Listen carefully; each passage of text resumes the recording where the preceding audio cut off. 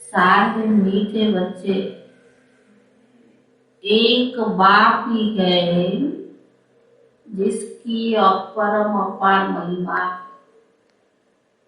एक बाबा जिनकी अपरम अपार महिमा है। बाप जैसी महिमा और किसी को भी नहीं हो सकती। बाबा जैसा महिमा किसी और को नहीं हो सकती। प्रश्न, तुम बच्चों को इस पढ़ाई का बहुत बहुत कदर होना चाहिए, क्यों? तुम बच्चों को इस पढ़ाई का बहुत बहुत कदर होना चाहिए, क्यों? राजेंद्र भाई, पढ़ाई का कदर होना चाहिए, क्यों?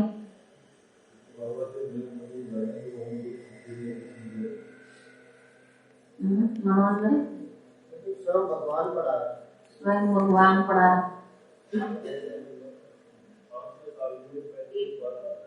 5000 वर्ष में एक ही बार आता है। अजय भाई, स्वयं भगवान पढ़ा रहा है। इस पढ़ाई का कदर होना चाहिए।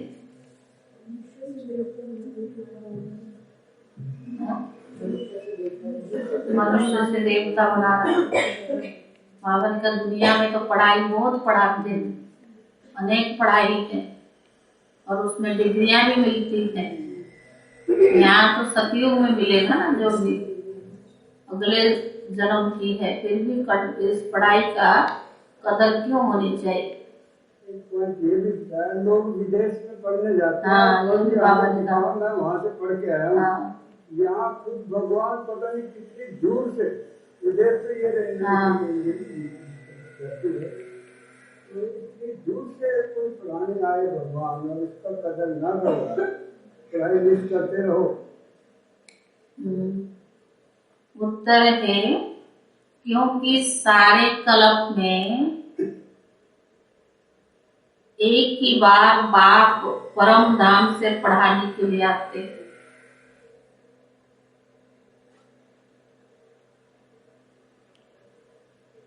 क्योंकि सारे कल्प में एक ही बार बाप परम धाम से पढ़ाने के लिए आते हैं। मनुष्य पढ़ने के लिए भारत में विदेश में जाते। मनुष्य पढ़ने के लिए भारत से विदेश में जाते ना। भारत भाई, पढ़ाई का क्या कदर होना चाहिए? यह कोई बड़ी बात नहीं। यहाँ तो पढ़ाने वाला कितनी दूर से आता है।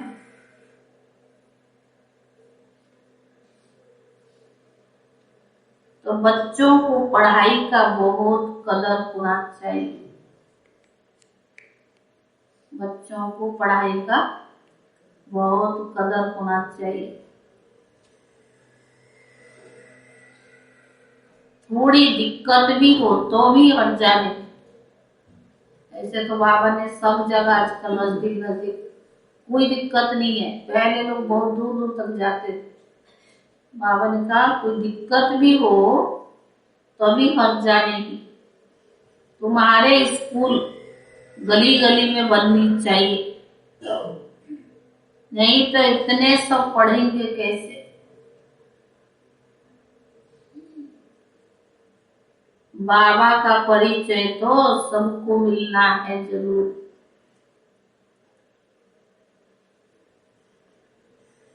बाबा का परिचय तो मिलना है सबको जरूर। ओम शांति। मीठे मीठे बच्चे कहते हैं ये कौन है? यह कोई साधु सन्यासी मनुष्य तो नहीं है ना। बाबा कोई साधु सन्यासी मनुष्य तो नहीं है। यह तो और चीज है। मनुष्यों को तो झट पहचान में फलाना साधु सन्यासी है। नाम लेकर कहेंगे फलाना महात्मा है। यह सिर्फ बच्चे जानते हैं। बच्चा कहा जाता है किसको? आत्मा को।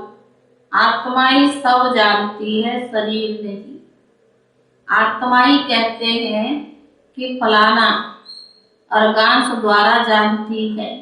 अगर आत्मा न हो तो आंख भी काम ना करे। सब कुछ आत्मा ही जानती है। अब तो बच्चों को आत्म अभिमानी बनाया जाता है। आत्मा कहती है इन कर्म इंद्रियों से फलाना कर्तव्य करता हूँ। वास्तव में आत्मा को मैल कहा जाएगा, फीमेल नहीं। मैल है क्योंकि हम सब भाई भाई हैं। अभी तुम नई बातें सुनते हो। यहाँ कौन आया? कौन आया? उनको कोई अपना मनुष्य का रूप नहीं है। तुम जानते हो ये बेहद का बाप शिव बाबा है। तो जो इनके द्वारा समझाते हैं ऐसे नहीं फलाना सन्यासी है, उनको आत्मा बोलती है नहीं। मनुष्य का सारा नाम रूप में अटेंशन जाता है। तुम्हारी बुद्धि समझती है कि यह हमारा बेहद का बाप है। वह शरीर द्वारा हमको अपना वर्षा देते हैं, राजयोग सिखलाते हैं। यह है सबका बाप, सर्व का पतित पावन सिर्फ मनुष्य का नहीं, 5 तत्व का भी है। सृष्टि को भी बाबा, प्रकृति को भी बाबा और मनुष्य आत्मा को सबको सतो प्रधान बनाते हैं ना। तो बाबा ने कहा सर्व की सदगति करने वाला ऊंचते ऊंचा बाप है।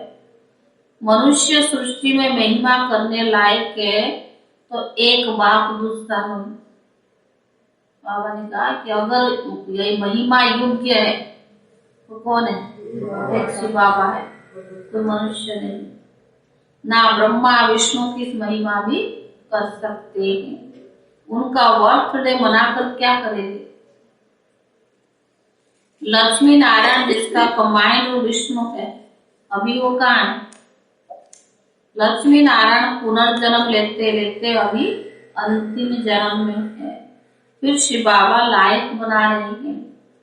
सर्व का सदगति दाता तो एक ही बाप है, महिमा एक ही है।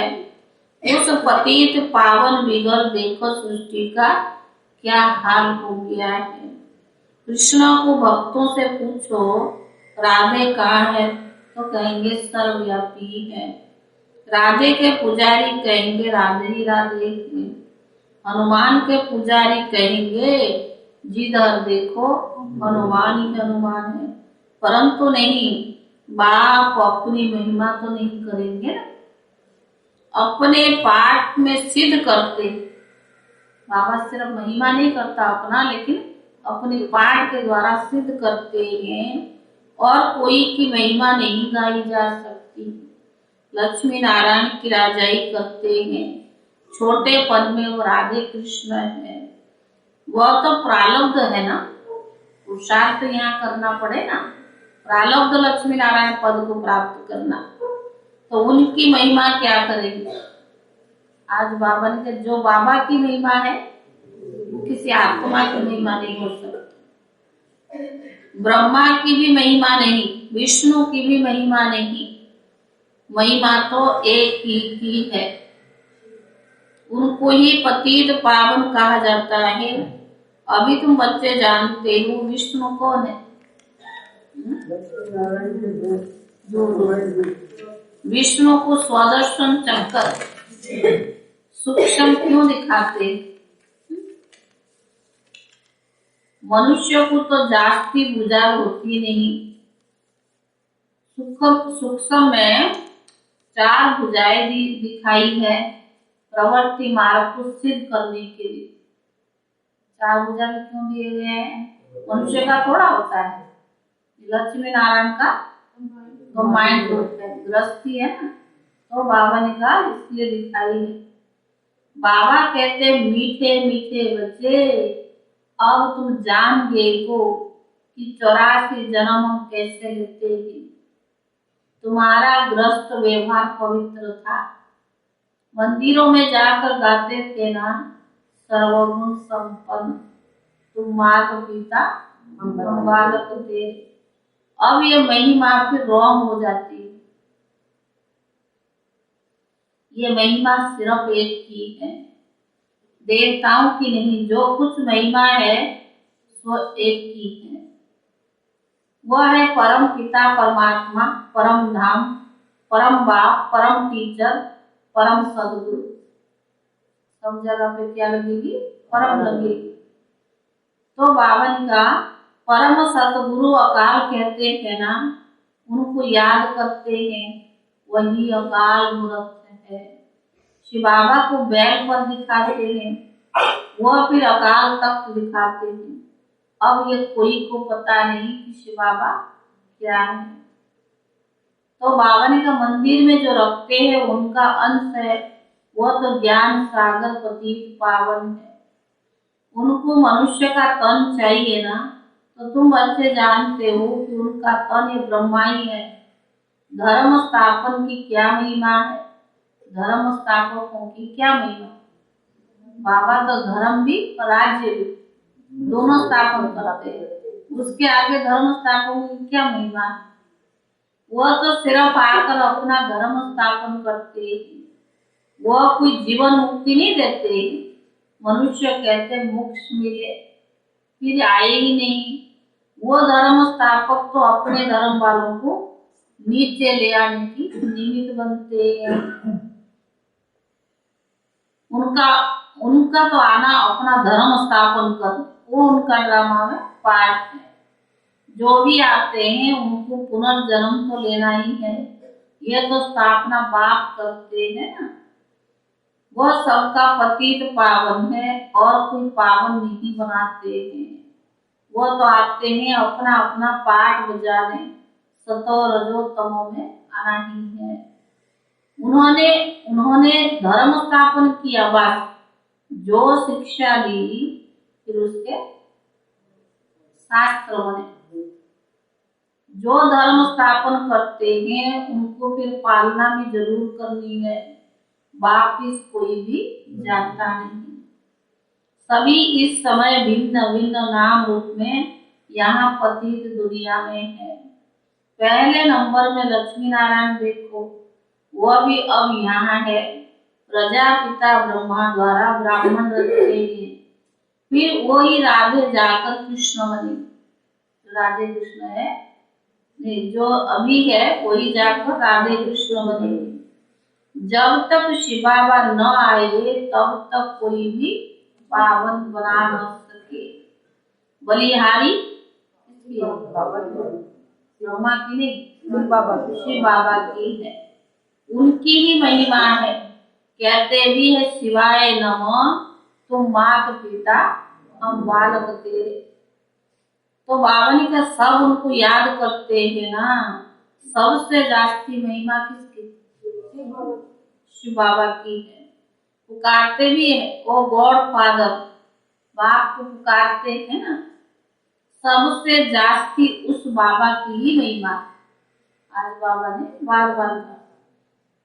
तो बावन का यह नाटक बना हुआ है, जब सृष्टि पुरानी होती है तब बाप आते हैं। मूल वतन, सूक्ष्म वतन, स्थूल वतन, तीनों लोगों का ज्ञान देते हैं। ज्ञान एक ही बार मिलता है, उनको ज्ञान सागर भी कहा जाता है। बाकी सूर्य चांद आदि बेहद की मांडवी की रोशनी देने वाली बत्तियां हैं। वो रात वो दिन, ये मांडवी की बत्तियां। कौन? सूर्य चांद आदि। ऐसे नहीं कि सूर्य देवता नमो कहेंगे, नहीं, देवताएं तो ब्रह्मा विष्णु शंकर है। कोई मूल वतन से आत्मा ही आती है, सीधा गर्भ में जाती है। सूक्ष्म वतन में नहीं आती, सीधा सतयुग में आएगी गर्भ महल में। वहां तो कोई पाप कर्म होते ही नहीं। यहाँ पाप करते हैं तब क्या कहते? त्राही करते हैं। धर्मराज हमें बाहर निकालो, फिर हम पाप नहीं करेंगे। और बाहर निकलने से फिर पाप करने लग पड़ते हैं। जो वायदा किया है ना वो वहां की वहीं रह जाती है। यह भी तो ड्रामा में है ना। भारत का सबसे बड़ा दुश्मन रावण है। द्वापर से रावण राज्य शुरू होता है।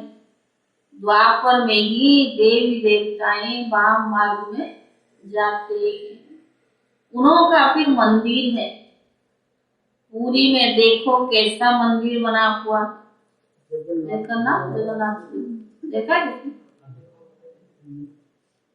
अब तो बाबा ने कहा अंदर जगन्नाथ की मूर्ति और बाहर में देवताओं के बड़े गंदे चित्र हैं।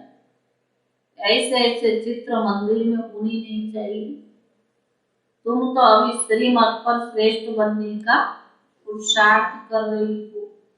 सतयुग आदि में लक्ष्मी नारायण श्रेष्ठ थे ना, उन्होंने ये श्रेष्ठ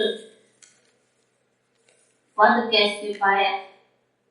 अब तुम फिर से पढ़ रही हो। बाप कहते मैं कलब कलब कलब के संगम युग फिर से आया हूँ, फिर से आता हूँ, आता ही रहूंगा। फिर से तुम बच्चों को राजयोग भी सिखलाऊंगा। फिर सतो रजो तमो में आना है। तुमको 84 जन्म तो भोगना ही पड़ता है। जो पहले पहले आते हैं सब नहीं भोगते। ये तो 82 जन्म लेंगे, कोई 80 भी लेंगे, कोई कितना लेंगे। और सती त्रेता गया, फिर द्वापर से जो आएंगे 63 जन्म लेंगे। तो बावन का सबको थोड़ी आना होता है ना, सब नहीं भोगते हैं। 84 लाख तो है नहीं। मनुष्य को जो कुछ किसने कहा वो सत सत करते रहते हैं। अगर 84 लाख जन्म हो तो कलब की आयु भी बड़ी होनी चाहिए, बड़ी हो जाए। बाप कहते हैं 84 लाख नहीं, 100 भी देवी देवताओं के। अच्छा फिर इस्लामी बौद्ध क्रिश्चियन आदि कितनी जन्म लेते होंगे? हिसाब तो है ना। आते तो बहुत है क्योंकि टाल टालियां। तुम सारे सृष्टि के आदि मध्य अंत को जानते हो। भारत ही पहला विश्व का मालिक, पहला नंबर है जो विश्व का मालिक था। और कोई धर्म था ही नहीं, इस्लामी क्रिश्चियन बौद्ध, ये कोई विश्व का मालिक नहीं बनते हैं। अभी उस देवी देवता धर्म की टांग ही नहीं है, उनका शास्त्र भी नहीं है। ये गीता आदि शास्त्र की बनेंगे। ऐसे नहीं, तुम जो सच्ची गीता बनाते हो वही हो, निकलेंगी फिर वही गीता। भक्ति मार्ग के लिए सब चाहिए ना।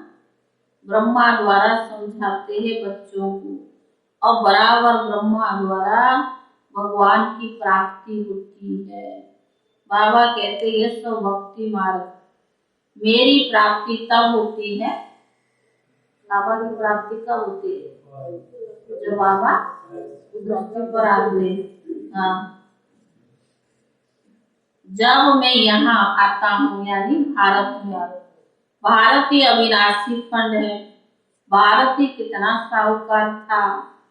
सोमनाथ का मंदिर कितना बड़ा है, सब लूट करके ले गए। बिरला के पास बहुत पैसे हैं, कितने बड़े मंदिर बनाए हैं। बाबा कितनी अच्छी रीति बच्चों को समझाते हैं, यह कोई भी समझा न सके। ज्ञान सागर बाप जब बच्चों को समझाते तो बच्चे समझ जाते हैं। तो बाबा ने कहा ये कौन पढ़ाता है? आज बाबा बार बार स्मृति दिला रहा, कौन पढ़ाता है? यहाँ कोई सन्यासी नहीं, उनका नाम है कि शिव। शिव, सब आत्माएं उनके बच्चे हैं। उन्हों के शरीर का नाम बदलते रहते हैं, इनका नाम एक ही है, शिव का नाम। कहते हैं मेरा कोई दूसरा नाम तो है नहीं। तुम जन्म मरण में आते हो, देह अभिमानी भी बनते हो। मैं कभी देह अभिमानी नहीं बनता हूँ। बाप के पार एवं देह अभिमानी, क्योंकि पुनर्जन्म में आते, पुनर्जन्म में नहीं आते। शिवरात्रि मनाते हो ना, परंतु रात्रि का अर्थ कुछ नहीं समझ। शिवरात्रि आने वाली है, इसलिए बाबा अपनी महिमा कितनी सुना रहा है तो महिमा योग्य है बाबा। सतयुग रहता है दिन, अभी तो रात फिर दिन होता है। सब अब कल्प का अंत अर्थात रात पूरी हुई। द्वापर कलयुग रात है, मुझे आना भी संगम पर, यह है बेहद की रात और दिन। भगवान बात समझाते तो है कि बेला मुख्य है, परंतु शिव बाबा की बेला नहीं ले सकते। वह कब आते हैं पता थोड़ी लगता है। यह तो बेहद की दिन और रात है, इसको ही कल्प का संगम योग कहा जाता है। बर्थडे भी अगर मनाते तो एक का शिव बाबा आते हैं फिर चले जाते हैं, इनका जन्मदिन तो हो ना सके। ना इनका जन्म होता है ना मरण होता है। कहेंगे बाबा चला गया, ये तो ड्रामा का खेल है।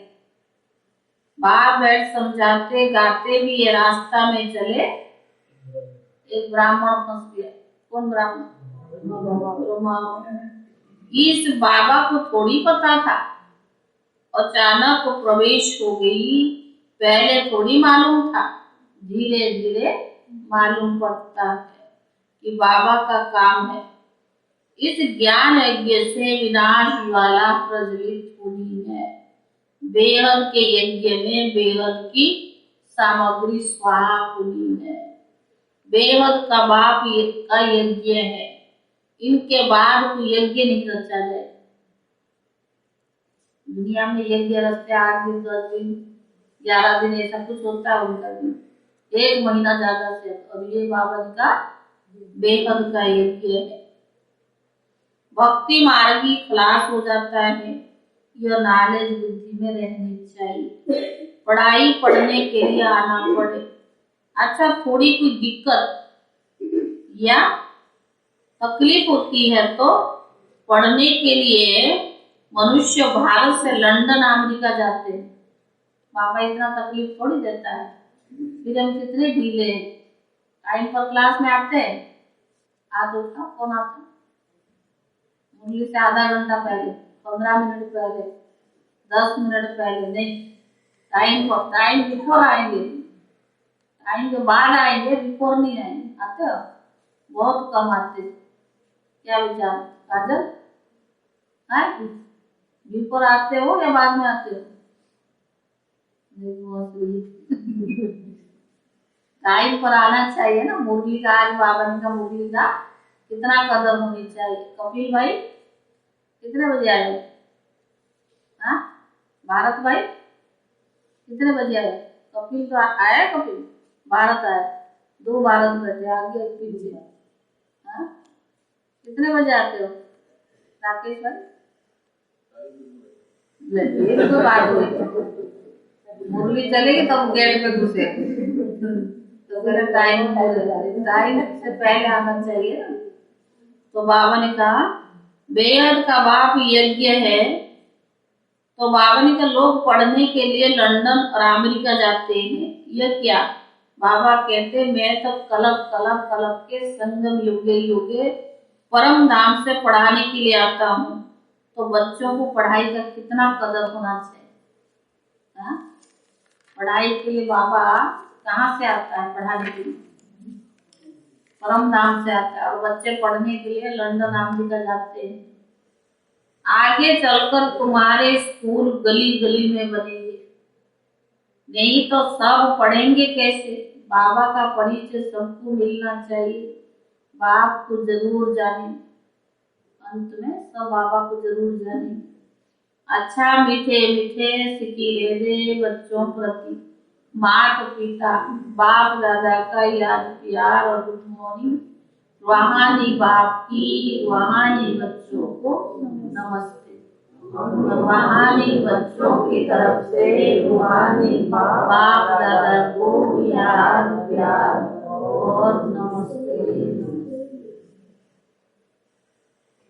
बेज लेना पड़ेगा, सब चीज चाहिए होता है। इस वजह से जब जिसको कहा जाता है, अगर अभी भी आप 28 मार्च जो है लास्ट बाबा मिलन का, उसमें 2-4 जाना चाहे तो जा सकते, जो नहीं गए।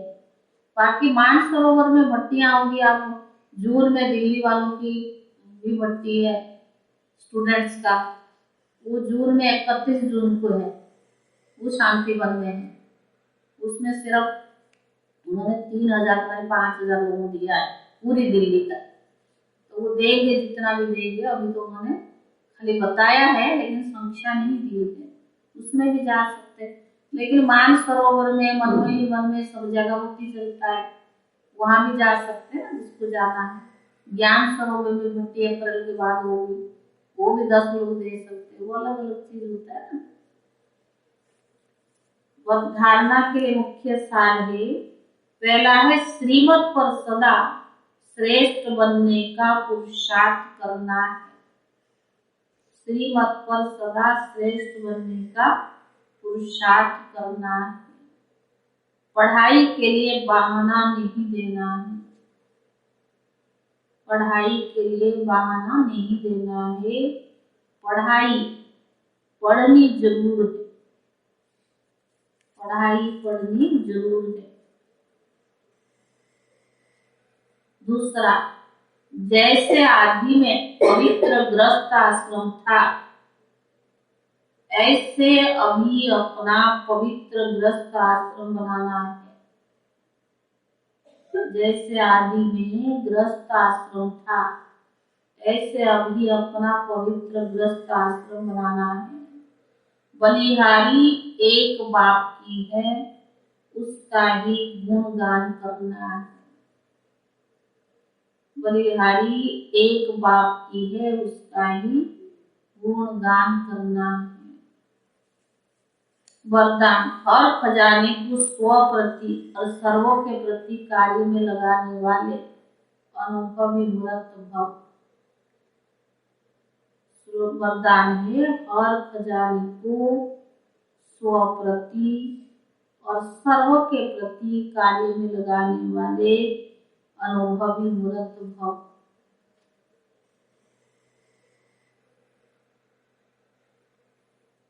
समाने की शक्ति को धारण कर सर्व खजानों से संपन्न बन।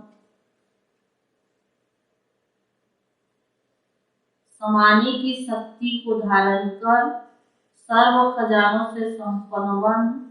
उन्हें स्व के कार्य में अथवा अन्य की सेवा के कार्य में यूज कर।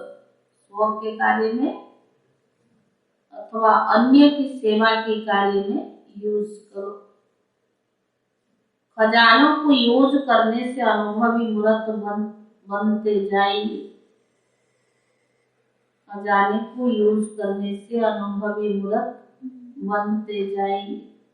सुनना, समाना और समय पर कार्य में लगाना, इसी विधि से